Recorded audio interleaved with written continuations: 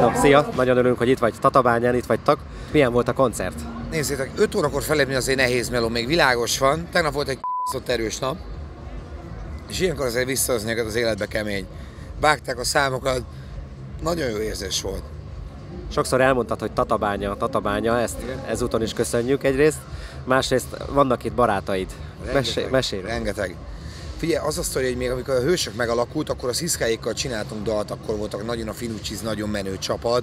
Lejöttünk ide ilyen helyjáratos busszal, és a távolságban, hogy a Bánhidai lakótelepen pörögtünk így, a Sziszka megmutatott mindent, a Csek mutatott mindent, együtt rappeltünk velük, itt volt a Redim.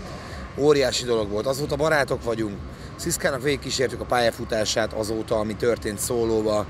Csináltunk egy csomó közös dalt Viktorral is, és hogy azóta kinevelődött egy generáció, mint például a Káva vagy a Fura Csabi, aki azóta a Follow the Flow-nak a frontembere. Imádjuk őket, nagyon-nagyon fasz gyerekek. Jó volt egyébként itt fellépni, mert mindig a Vadorzóban voltunk, meg mindig ilyen kis klubokban, meg voltunk ott a vasút mellett azon a helyen. De tehát kellett egy ilyen igazi városi rendezvény. Úgyhogy ezúton is köszönjük így mindenkinek így a város részéről, hogy gondoltatok ránk. Nagyon király volt, nem? Tehát, hogy 5 órakor tényleg azért nagy műsort csinálni nem egy könnyű meló. Meg főleg úgy, hogy az előző nap igazi combos volt, és az ilyenkor egy igazi nagyon kemény meló. Megcsináltuk, nagyon jó volt. Köszönjük. Megcsináltátok? Vannak esetleg közös tervek? Furacsi, Sziszka? Igen. A Csabival ugye volt a hip-hop hatalomban is velünk, én voltam a Káva lemezen.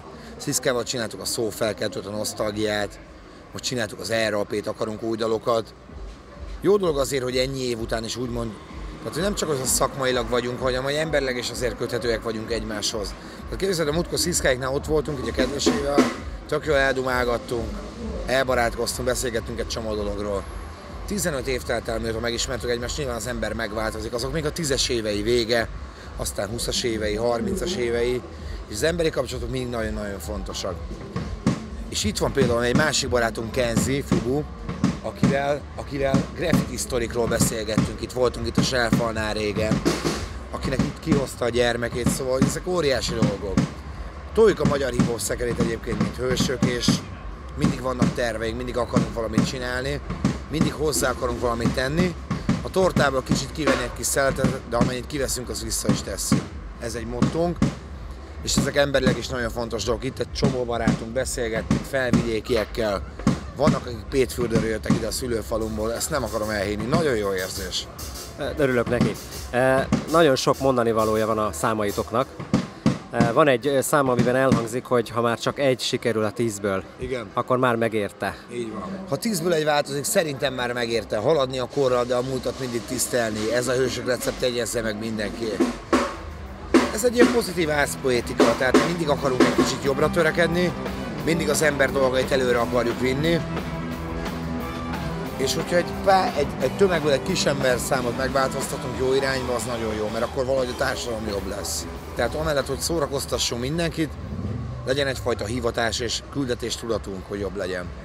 És az nem frázis puffogtatás, ha tényleg így gondolod, és azt továbbadod egy másik embernek, akkor jó lesz. 40 koncertünk van a nyáron, nagyon sűrű lesz.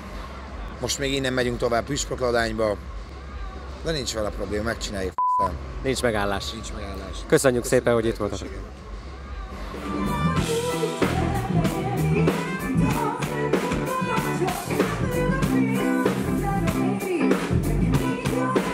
Yeah.